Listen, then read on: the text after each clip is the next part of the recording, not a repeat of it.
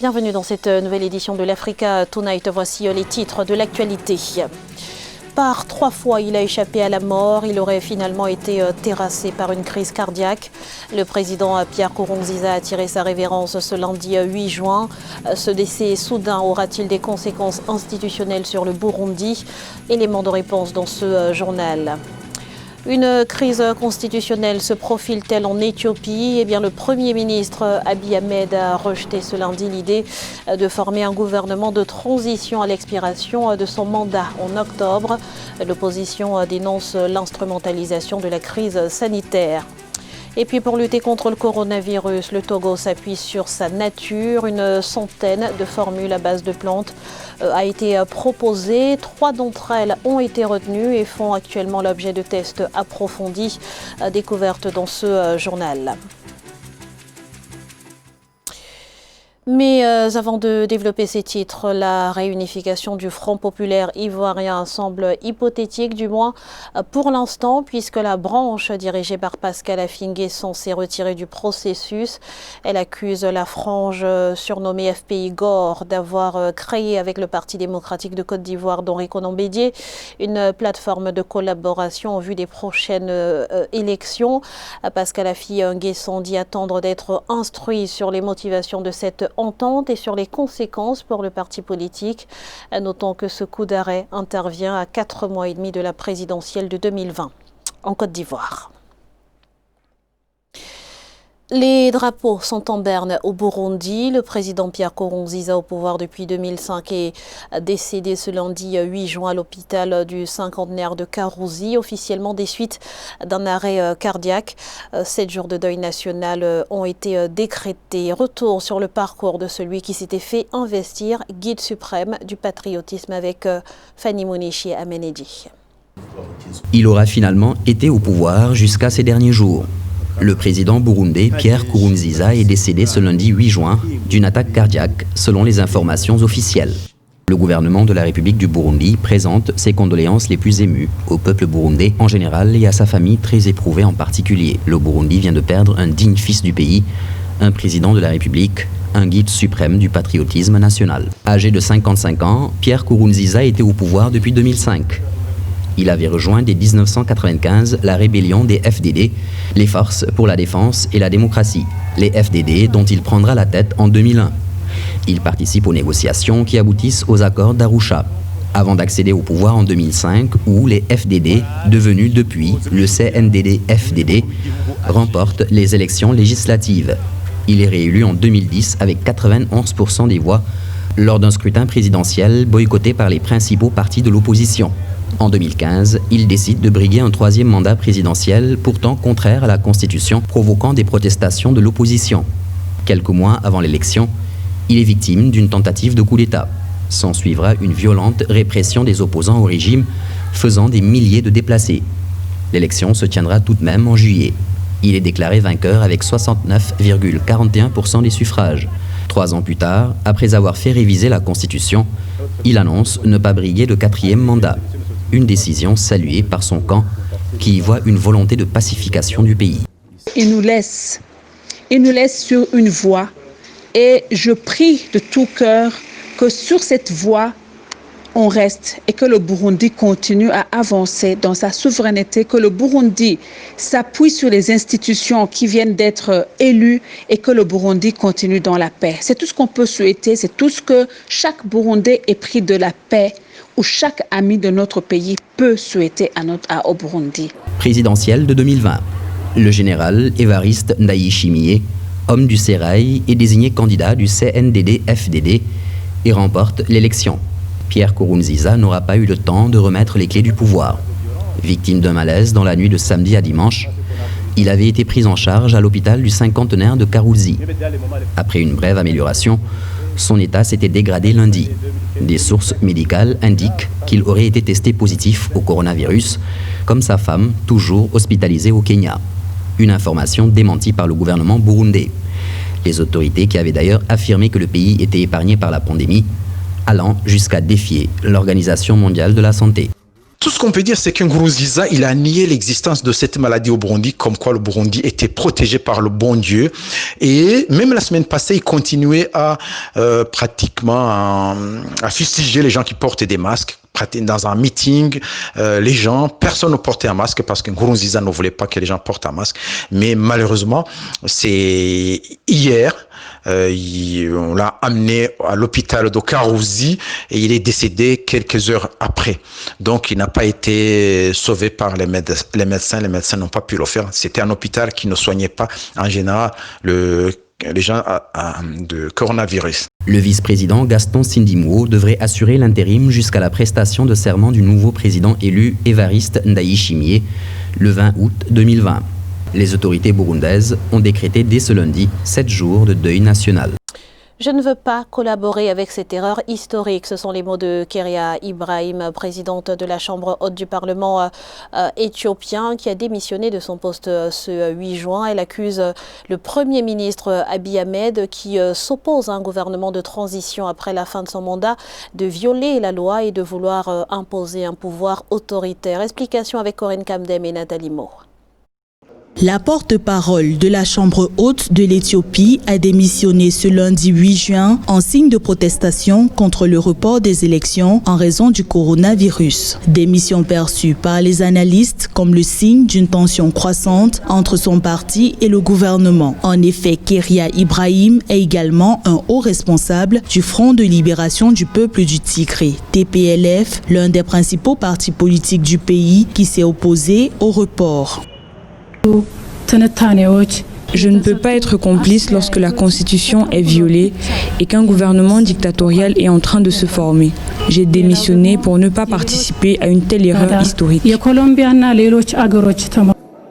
Les élections parlementaires et régionales étaient prévues pour août 2020, avant la fin du mandat du Premier ministre sortant Abiy Ahmed en septembre. Aucune nouvelle date n'a encore été fixée. Dans un discours télévisé, Keria Ibrahim a accusé le gouvernement d'Abiy Ahmed de retirer aux Éthiopiens leurs droits souverains. Un report des élections permettrait en effet au Premier ministre éthiopien de continuer à gouverner au-delà de l'expiration de son mandat. Pour rappel, en mai dernier, le TPLF, qui est également le parti au pouvoir pour la région du Tigré, a menacé d'organiser des scrutins pour la région au mépris du report, mettant potentiellement la région sur une trajectoire de collision avec le gouvernement fédéral. Dans un pays où la vie politique se trouvait cadenassée par la junte au pouvoir depuis 1974. Cependant, la position du Tigré quant à l'organisation de ces élections peut briser les espoirs d'une pacification de la sphère politique éthiopienne. Arrivé au pouvoir en 2018, le Premier ministre Abiy Ahmed a mis en place une série de réformes libéralistes qui lui ont d'ailleurs valu un prix Nobel de la paix. Paradoxalement, ce sont ces mêmes réformes qui menacent aujourd'hui le pouvoir de l'État fédéral, étant donné que les leaders régionaux en puissance, tels que le TPLF, réclament aujourd'hui plus de pouvoir pour leurs groupes ethniques. Le Cameroun résiste mieux que prévu au Covid-19 sur le plan économique. La baisse des recettes pétrolières ne devrait pas dépasser les 40% en 2020 contre 70% initialement annoncés par la Société nationale des hydrocarbures. Les autorités ont donc dû s'arrimer. Une loi de finances rectificative devrait d'ailleurs être adoptée dans les prochains jours. Les détails avec Amen Eddy. Pétrolières au Cameroun baisseront de moins de 40% en 2020 et non de 70% comme annoncé en mars dernier par la Société nationale des hydrocarbures. La loi de finances rectificative en cours d'adoption par le Parlement dans les prochains jours fixe à 286,7 milliards de francs CFA les revenus issus du secteur pétrolier pour le compte de l'exercice budgétaire 2020 contre 468 milliards de francs CFA. C'est vraiment le cas de parler de l'incertitude en matière de prévision des revenus pétroliers pour le Cameroun et pour les autres pays qui dépendent de ces recettes-là. D'autant qu'il n'y a pas longtemps, au mois de février, on espérait les prix aux alentours de 60-61 $ le baril. Et aujourd'hui, au mois de juin, ici, nous sommes aux alentours de 41 $. Même si le Cameroun a revu à la hausse par rapport aux prévisions antérieures ses revenus pétroliers, il reste vrai que la baisse de cours de pétrole pétrolier persiste. Et donc va infliger au Cameroun l'obligation de revoir encore à la baisse ses revenus pétroliers. C'est sur la chute du prix du baril du brut qui était tombé sous les $30 au mois de mars 2020 que la Société nationale des hydrocarbures basait ses prévisions. Ces dernières sont donc réduites de 181,3 milliards de francs CFA contre plus de 327 milliards communiqués auparavant. C'est clair, la baisse des recettes pétrolières va énormément affecter la balance commerciale. Les conséquences sont celles naturellement du déséquilibre de la balance des paiements. Je vois les investissements qui vont souffrir du tarissement des devises étrangères. Je vois également les finances publiques qui pourraient tenter de compenser la baisse des recettes extérieures par des avances monétaires éventuellement. Et donc il y avait comme effet des inflations, etc. qui peut arriver à l'économie. Outre la montée des cours du pétrole sur le marché mondial, la revue à la hausse des recettes pétrolières basée sur l'exportation par le Cameroun en 2020 pourrait s'expliquer par les performances enregistrées dans le secteur gazier depuis 2018. Maurice également s'adapte à la réalité économique. Le gouvernement a adopté un budget de 2,5 milliards de dollars pour l'exercice 2020-2021. Objectif affiché, redémarrer une économie mise à mal par la crise du coronavirus et la priorité sera donnée aux grands projets d'infrastructure. Les détails avec Alexandre Ondoa. 2,5 milliards de dollars. C'est le montant arrêté par le gouvernement mauricien pour le budget 2020-2021. L'objectif de la nouvelle loi de finances est de faciliter la reprise économique dans le pays, fortement marquée par la pandémie de Covid-19 qui a affecté son secteur touristique. Ainsi, cette loi reposera sur 3 axes stratégiques, notamment la relance de l'économie et de l'investissement, des changements structurels majeurs et un développement durable et inclusif. Les autorités mauriciennes ont, n'est-ce pas, pris la mesure de la chose. Ils ont mobilisé, ils ont pu voter ce budget. Maintenant, il va falloir l'exécuter. Vous savez, un budget, c'est un acte de prévision des recettes et des dépenses. Il va falloir l'exécuter et que ce budget soit exécuté tel que voté et que la conjoncture s'améliore au niveau international. Afin de soutenir le secteur agricole, le gouvernement envisage la création d'une banque numérique centralisée des terres qui rendra disponible un certain nombre de terres aux agriculteurs. Ceux-ci bénéficieront désormais d'un mécanisme de prix garanti. Un autre projet baptisé Acheter mauricien permettra de favoriser un minimum de 10% de produits locaux dans les rayons des supermarchés et l'achat d'au moins 30% de produits locaux par les institutions publiques.